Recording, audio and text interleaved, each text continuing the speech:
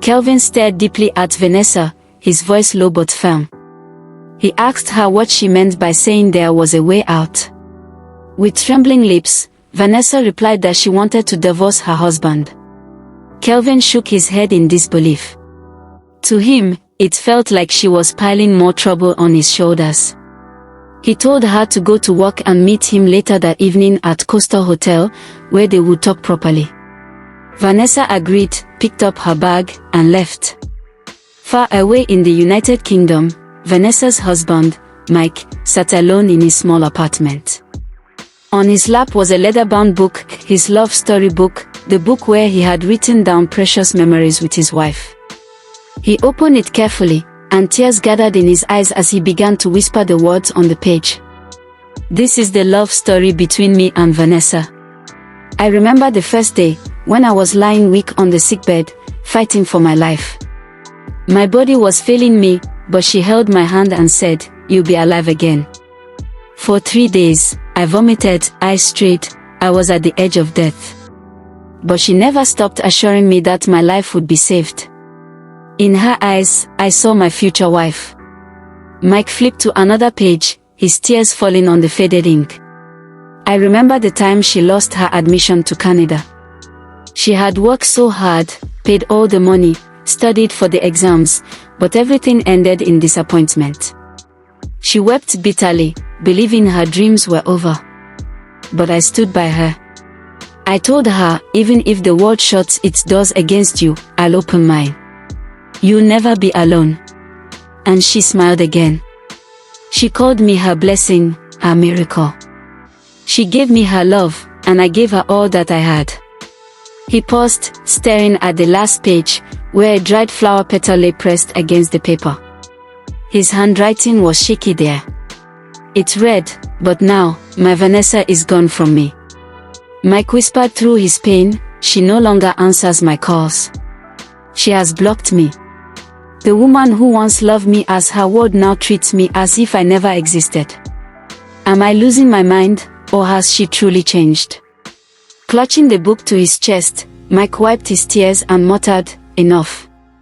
I cannot live in questions anymore. I am going to Nigeria. I must see her with my own eyes." Days later, Mike arrived in Lagos. He went straight to Vanessa's family house and knocked on the door. It was opened by Beauty, Vanessa's younger sister. Surprised to see him, she said, "Mike, you didn't tell us you were coming."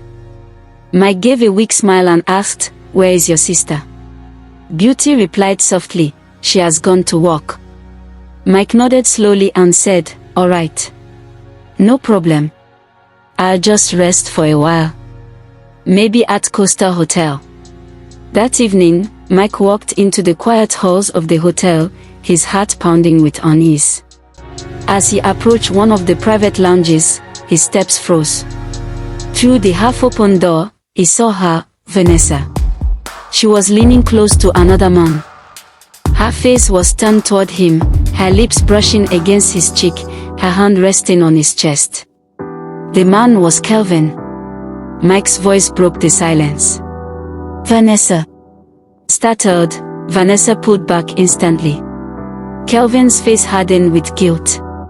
Mike stepped into the room, his hands trembling as he held up the book that carried their memories. His voice cracked. "Is this what you've been hiding from me? Is this why you blocked me? Vanessa, is this the truth I've been afraid to face?" Vanessa stammered in panic. "Mike, why did you come here without telling me? Why didn't you say you were back?" Mike's voice rose with pain. "Without telling you? How would I, when you shut me out? When you refused to answer my calls? Do you even know what I've been through? Do you even care?"